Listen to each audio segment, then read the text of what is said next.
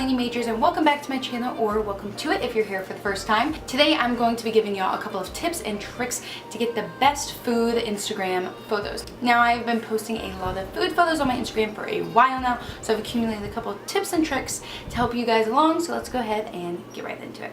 So my very first tip is lighting. I cannot say it enough. I'm always looking for the windows in the restaurant. I will scout it out. If I can see myself, I try to sit by the windows. It's just that natural sunlight that comes in, really lights up your photo and makes it look amazing. If you can't sit by a window, if they seat you on your own, don't be afraid to pull out your flash.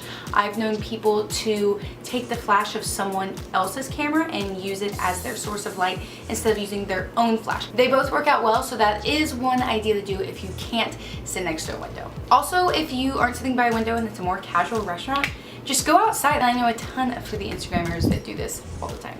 Okay, the next tip is that you're gonna want to get a lot of angles, a lot of shots. For one thing, this gives your feed a lot of variety, so when you look at it as a whole, not every single picture is like a flat lay or whatever.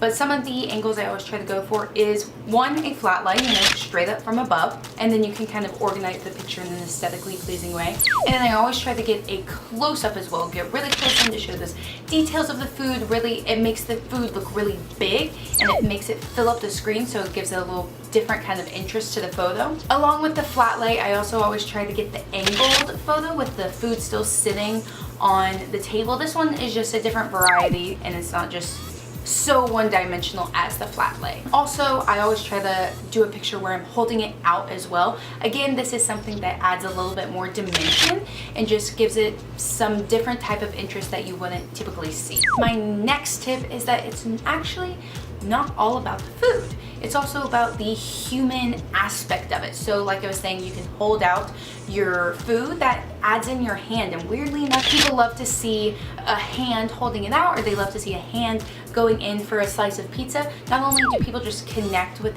even that slight bit of human aspect, human connection, but they also like the fact, like if you're reaching in for the pizza, it's like action almost. All right, my next tip, you gotta be confident. You can't be afraid to make a scene. I cannot tell you how many scenes I've made at restaurants where you're one on top of another, and I'm like, I'm sorry, I'm pulling out my flash right now. Like, I don't know what to tell you. I've got to get this food pic. Don't be jumping over your table and all this crap, but don't be afraid to stand up a little bit. Get your phone high. For those flat lay, people will see you for 2 seconds and be like, that's weird, but then they'll be over it as soon as you're gone, and they'll never remember you, and now you have an Instagram pic that lasts forever on your feed and looks way cooler. So I did that. Alright, so that's pretty much how I shoot, how I edit all my food pics. You can go onto my Instagram feed that should be right here and kind of scroll through some of my Instagram food pictures, and you'll kind of get a feel for what I'm doing and how I'm doing it, and I really do try to stay consistent, so hopefully that'll give you some inspo and some good ideas. But yeah, that's all I've got for you today, and I hope you guys like this. If you really did, give it a thumbs up,